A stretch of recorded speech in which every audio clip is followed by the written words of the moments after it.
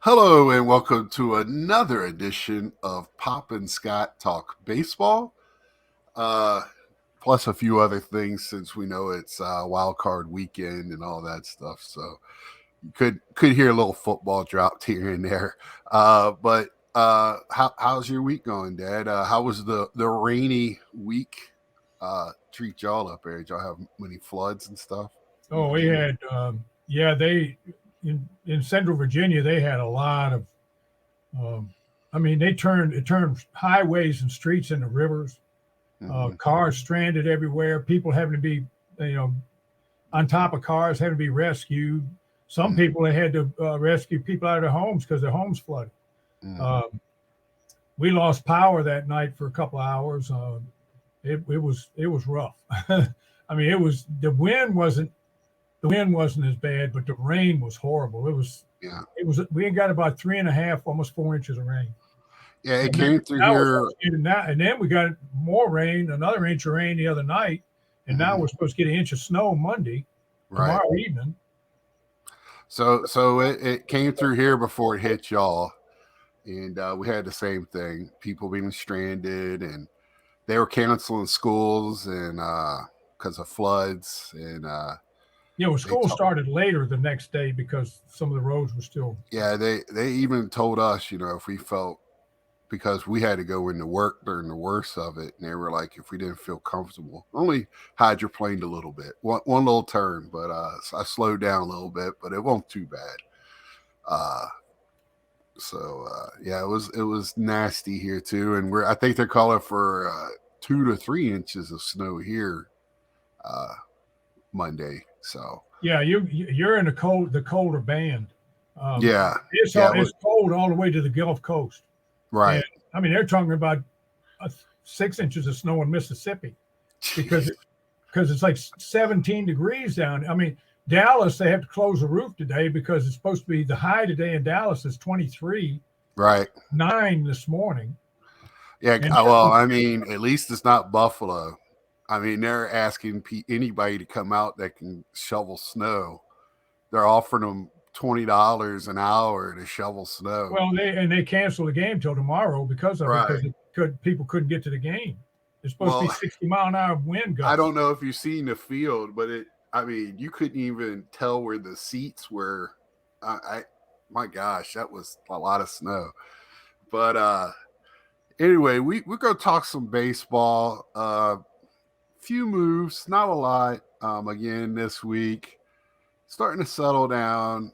Starting to hear more and more. I will say, the Mets and Pete Alonso did come to an agreement, avoiding arbitration to a 1 year deal, which doesn't uh, make me happy because I'm worried if the Mets are in the same spot they were last year, they might look to move him for parts.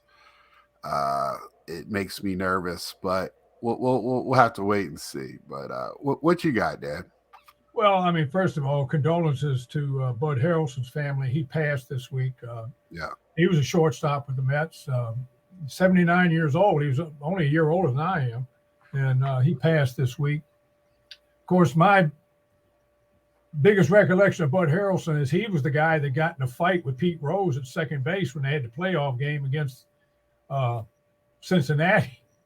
Right. So I remember that. But yeah, he was a great defensive shortstop. He wasn't the greatest hit. He hit fairly well, but he was really a good defensive shortstop. The Cubs, they signed Shota Imanaga, the 30-year-old left-hander reliever out of um, Japan, but they're going to use him as, from what I understand, he pitched both in relief and in starting in Japan, and they're going to try to use him as a starter. Did you see his press conference? No, He sat down, and as soon as he sat down and put his jersey on, he took all the pictures and everything. He sat down. He goes, "What's up, Chicago?" He said it pretty well too. So I'm sure he was practicing that, and I mean that. I'm sure that warmed people up to him there.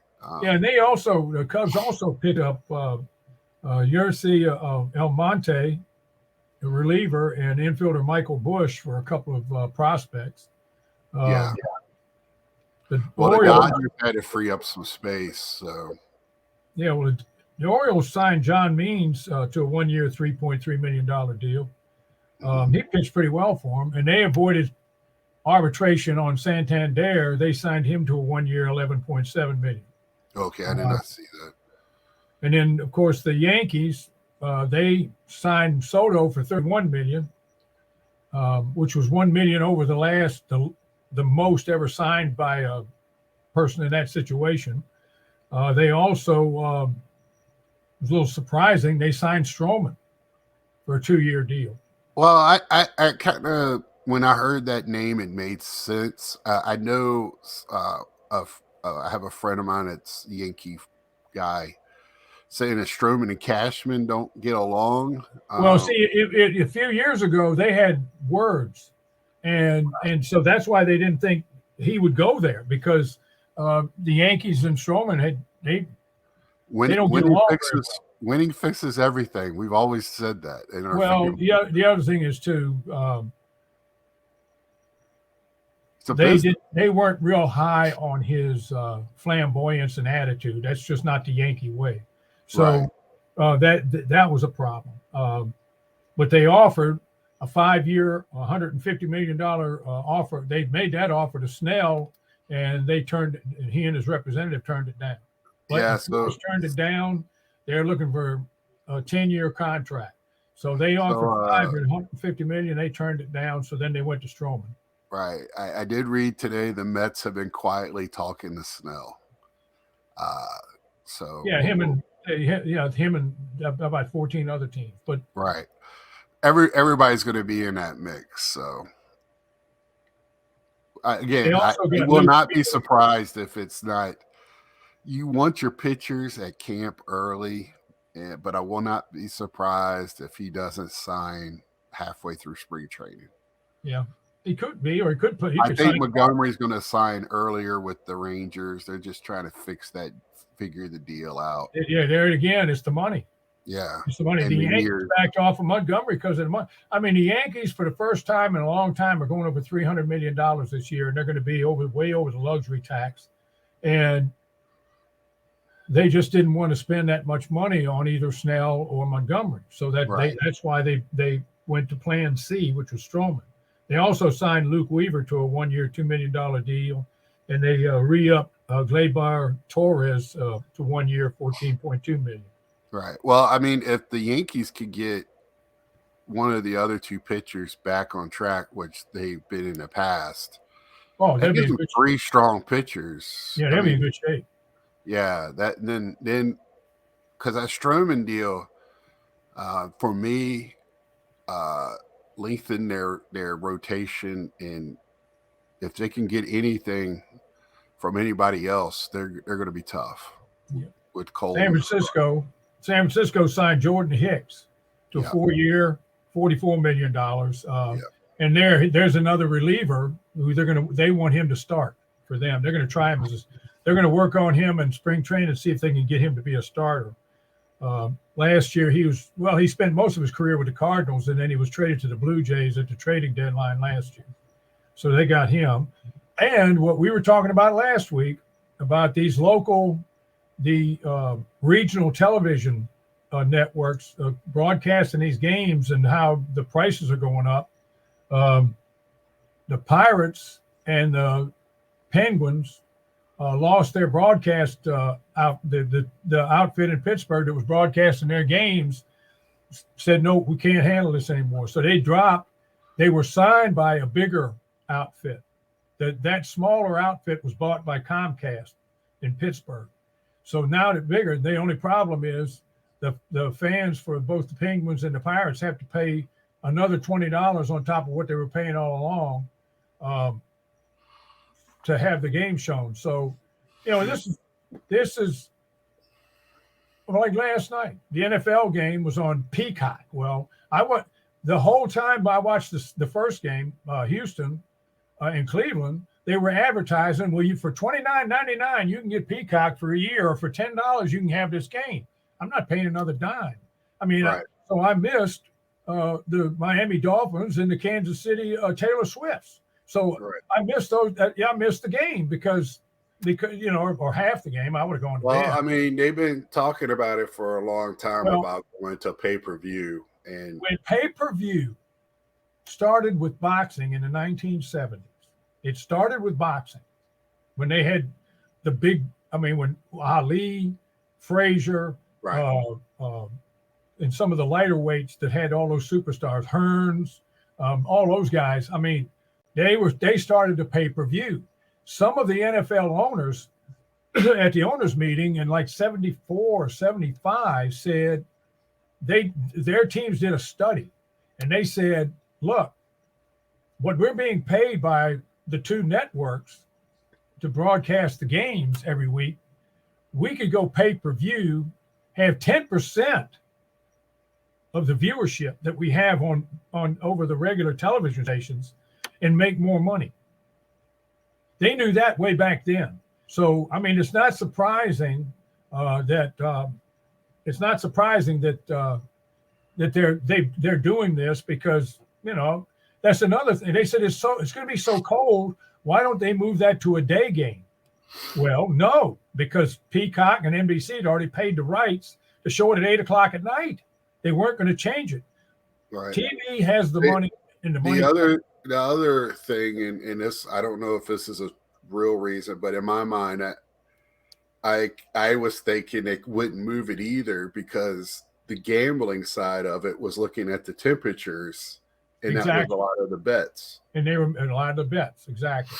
And I mean, football. I mean, sports and gambling now is hand in hand because you can sports gamble in almost every state now. Yeah, everywhere. Just about everywhere you can. Right. You can't in my state, but in your state you can. So, and it's not a long drive from there to come up here and gamble. Right. So it's that's a future. That's a future I heard 30 years ago. Yeah, I heard it back in the 70s when they right. I haven't heard it come to fruition or even. But that was a streaming service. Now, in the past this year, they were playing games on Peacock, but they were also playing it on their regular channel as well. And then they started playing it on Amazon Plus. Right. And then when they went to Amazon, right, Thursday night games were on Amazon. This is the second year they've done it on Thursday night. So, right. I mean, they set the groundwork. One of the legislators, one of the congressmen out of New York sent a letter to the NFL offices, and the commissioner and the offices, and in the letter it says this taking these games off of the airways where the ordinary working stiff has to pay. You're making him pay extra money so billionaires can make more money. You don't want us involved. That's basically what the letter said. Right. Well, they've been putting. The first time they tried to put it on Amazon Prime on Thursday night, they were threatened. They had it, and they started putting it on. It was on the NFL Network. Oh, NFL Network, and they had to take it off because not enough Americans had an NFL Network. Well, I can't imagine that there's enough people that have Peacock. I mean, this was a big, and if it works.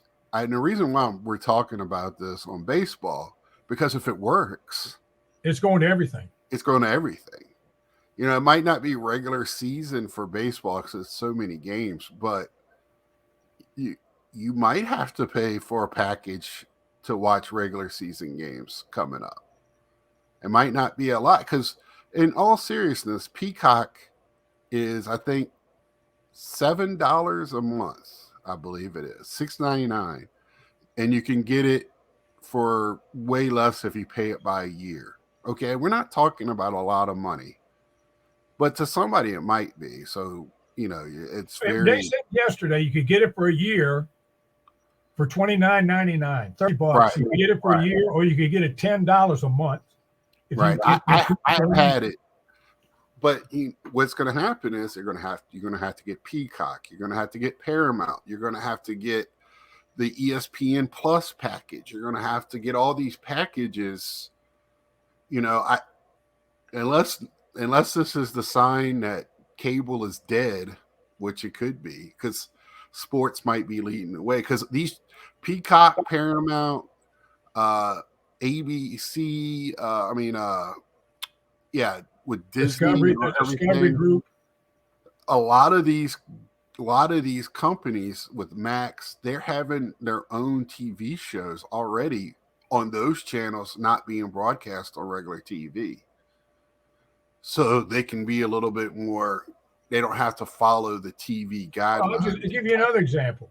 The History Channel, Smithsonian, the Science Channel, the Discovery Channel, Animal Planet, that whole group,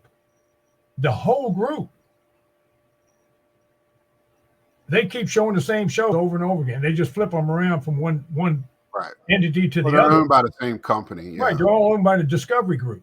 So they just go back and forth showing the same shows all over. I can turn it on any week and see where ancient aliens came in here and built all the pyramids because the Egyptians didn't have enough sense to do it. So, it's oh yeah, they had to come in here and show all these ancient people how to build things because they could. I'm sitting there going, wonder why they let them. They showed them how to build a pyramid, but they still had to rub two sticks together to get a fire started. It makes no sense. So anyway, an ancient, one of the kids at church asked me, Mr. Mike, do you believe in Bigfoot? I said, oh yeah, I saw one once.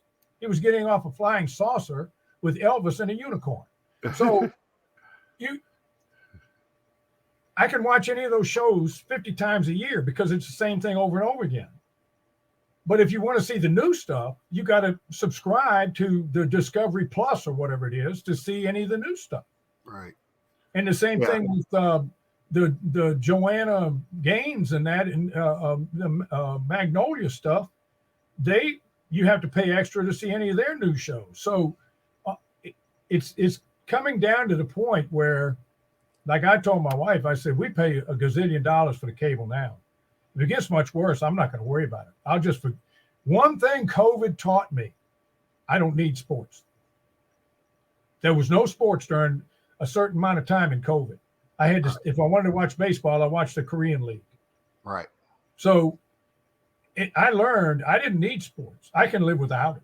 I think what's going to happen is this, and we kind of saw it last year, was this dynamic where people started finding, if you love baseball, you found alternatives to Major League Baseball by going to the minor league parks, wooden bat leagues, the independent leagues, watching high school. There is so much other entertainment in this world. We've already seen auto racing kind of shoot themselves in the foot a little bit. Football's NASCAR doesn't do anything. NASCAR doesn't do anything like they used to because they changed the rules and everything, and now it's junk. So NFL's kind of doing it. You're not seeing game. When I was in the 80s and 90s, every game was sold out everywhere. Now you're not seeing that. I mean, you had to be willed tickets to go to have Washington Redskin tickets. Exactly. Now you can walk up to the gate the day of the game and buy tickets, and that's because they get all their money from TV. They don't need the people. They don't need them.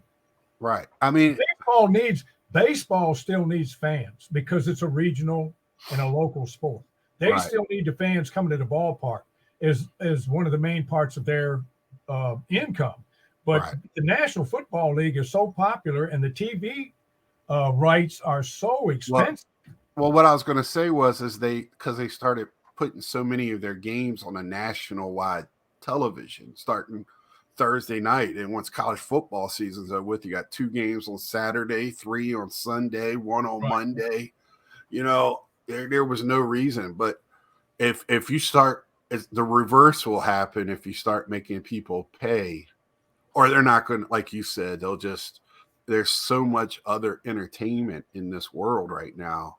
We're even seeing it in other younger generations where, they'll rather play Madden football than watch the game. it's kind of. I hope they're careful with it, and I hope we don't go that route. I already paid for a package to watch Mets games, and y'all hear me gripe about how many games I get blacked out on that system. Where I would be better if North Carolina had a team. Then I would only get one team blacked out. But since they don't, I don't know how they figure it out. Like I said, just to let everybody know, I live in Winston-Salem. It takes me 8 hours from here to drive to Cincinnati, and Cincinnati Reds games are blacked out to me. It takes me 6 hours to drive to the DC Baltimore area. Those games are Washington and Baltimore blacked out. It takes me 7 to 8 hours to go to Atlanta. Those games are blacked out to me. Makes absolutely no sense. No sense. I shouldn't have anything blacked out. We don't have any of those teams on our local sports. I think the Braves might be, but we don't have Washington, Baltimore. I don't know how they come about that. So yeah. I don't have a package, so I'm not black. The only time we get blacked out of anything is if MLB, if they're showing, they okay, Wednesday night we're going to show the Baltimore Orioles and Boston Red Sox game. Well, if the game is being shown on Masson, which it is usually, then MLB has to show something, alternate programming, another game, or one of the 3 movies they got, Sandlot, or But anyway, that's they can't show it because it's there's a local, there's a local entity showing it. Same thing with the Nationals. But so I get to see the Nationals and the Orioles. Luckily, that's my 2 favorite teams. So I get to see them, and we don't really get anything blacked out here. Of course, I don't have the package, so I can watch ESPN when they have their national game. TBS has some national games. Well, I get all the national games, and I don't have cable. I stream to Hulu, but that gives me local channels, and my local channels that I can watch sports on, none of them they don't have baseball. I got the hockey. I have the Hurricanes. I don't, and I get to see the Panthers every week, joyous as that is. That's like having a 3-hour root canal. Right. But let me tell you, every town in North Carolina has a minor league or independent baseball team. I've never seen so much baseball in one state. This state has baseball, every AAA all the way down to rookie ball. That's why I know Major League Baseball would be great here, but I just don't know if it'll ever get here. There's other states probably that'll get it before them. It'd do a lot better than it would in Tampa or Miami. I can tell you that. They could move one of those teams to Charlotte, maybe build a new ballpark, and they'd be fine. It would draw ridiculous. Baseball's big here. I mean, basketball's king. This is basketball country.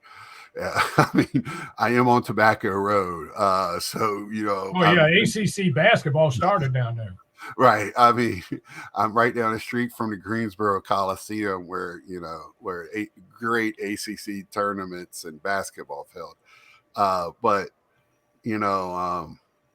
it's still huge baseball. Everybody's chomping at a bit for Wake Forest baseball to start because they're number 1 preseason in the country.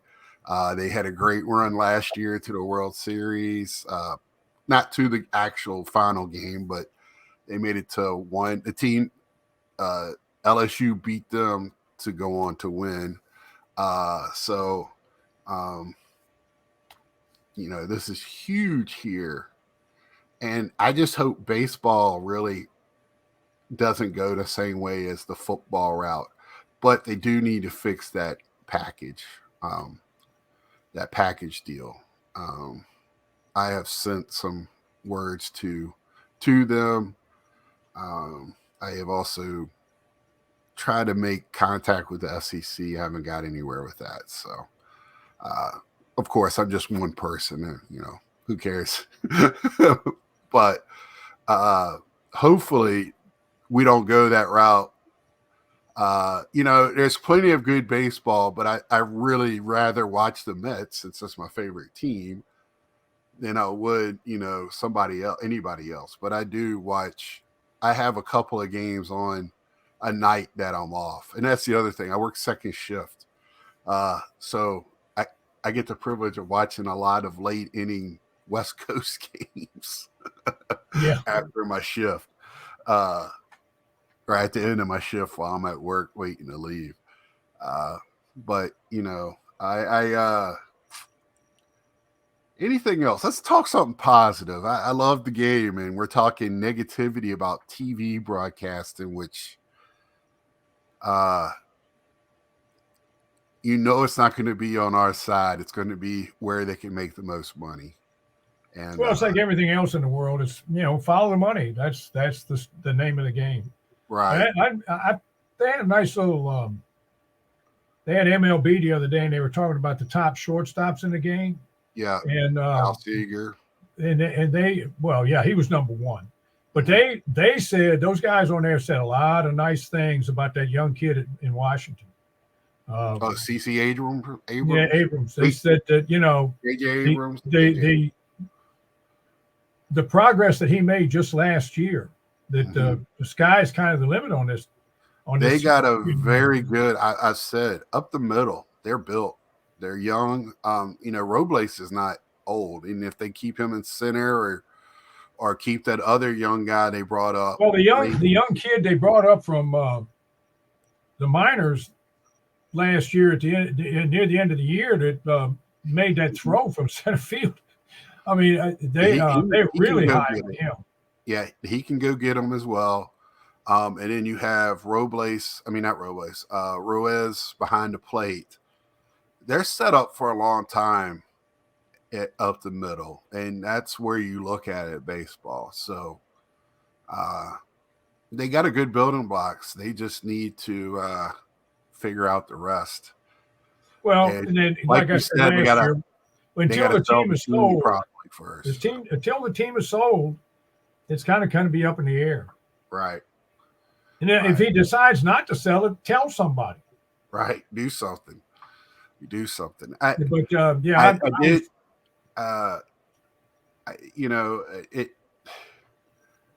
This year is going to be topsy-turvy again, I think. Boston's made some moves, but they haven't been huge moves. They're building, and they look like they're building kind of not in a big market way. It looks like it's a little weird to me. You got the Yankees that have made some, instead of just going out and buying the top players, they made some very key moves, including a trade. You got teams that are doing the opposite of what they've been used to seeing. I know the Yankees are way over in money, but still, they've done it. Here again, the general manager, and the manager, this is the year. If they don't do it this year, they're both probably gone. Right. So they got to do something. The Angels are looking to try to add pitching. I mean, that's weird to me.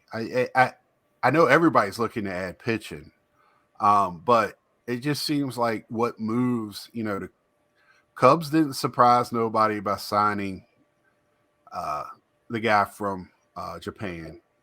I wouldn't be surprised if Bellinger is back there. They surely have the money to do it. The fans definitely want him back.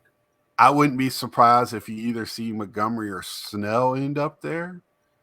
But I really would like to see Snell. If he's not in a Mets uniform, I'd like to see him in an Orioles uniform. But I don't know if the Orioles with future, they got to have the pocketbook for their future with what they got. So they got to pay those three young men. That's what I was about to say. They're going to add a third piece this year. That's going to be.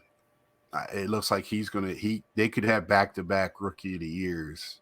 I don't know if they've ever done that before, but it's a good chance they have it this year. With Jackson Holiday coming up, he seems to be a real deal. So, across the league, I'm trying to think. I haven't really heard anything. I was kind of waiting for the Twins to kind of add a couple of pieces. I haven't really heard much from them, other than Mauer's having good votes in the Hall of Fame voting, the ones that are public.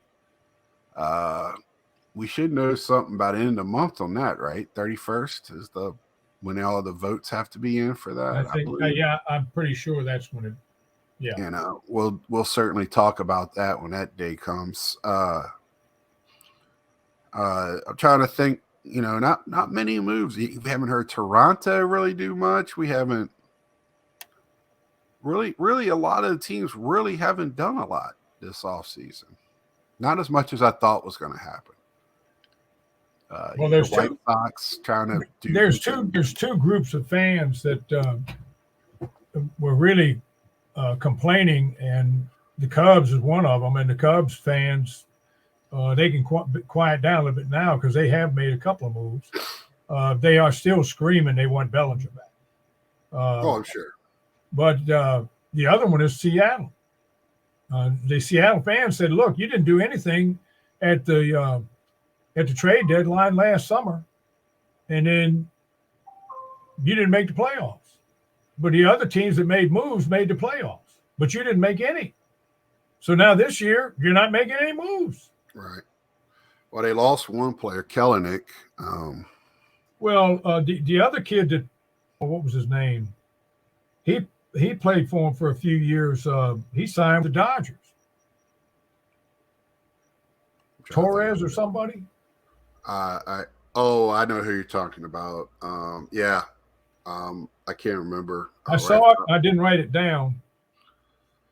And the older I get, the worse hard it is for me to remember anything. I'm trying to remember some stuff for Christmas. I can't remember off the top of my head, but they still have a strong nucleus there. But they do need, a few pieces to get over the hump there. But the problem is there's not a few pieces out there enough for everybody. Everybody's fighting over what's out there because the league is so, especially with pitching, is watered down. It's I'm not looking forward to when they add two more teams. I just not. There's going to be a lot of 4A, AAA players in the major leagues. I don't know if that's good for the game or what. I don't know. I really don't. But, when you got to have that many more pitchers out there, you got to think if you add two more teams, you got to have 50 some new arms come from somewhere to fill those slots. And that's a trickle down effect. So that waters down everything. I'm sure if you're a pitcher out there in college or high school right now, you want them to add two more. Sure. Teams. Yeah. And of course the Players Association wants them to add. Yeah. Yeah. So if you're a kid in playing baseball in high school right now, and if they add two more teams, that gives you two more shots to get into the majors. Yeah. That just, to me, is just. Well, Dad, what else you got for us? You got anything? Because if not, we're going to end it up slow. Because, like I said, not a lot going on. No, until people start signing people. Right. We still got the big three out there, and there's a couple more people from Asia that might come over, but we'll just have to wait and see. Because right now it's slow. I think the Asian deadline is passed. I thought it passed Friday for them to sign, but I could be wrong with that too. But we'll have to wait and see. Like I said, we got about a month until spring training starts. A little over a month, spring training. I did look at the minor league thing that you were talking about, that week of games, uh, where they're going to put their 25 to 30 minor leaguers of the same teams together. They're going to play one game, and two teams are going to have to play two games to make it work out right. Um, from what it looks like, because I think there's an odd amount in Arizona and Florida. I think there's 14 at one place and 17 at the other. So to make the numbers right. So that's going to be interesting. See what they got. A little showcase. For me, I like watching that type of thing. I like the futures game at the All-Star weekend just to see names and hear info of future players. So I find that interesting. We'll see. So we're going to end it on that.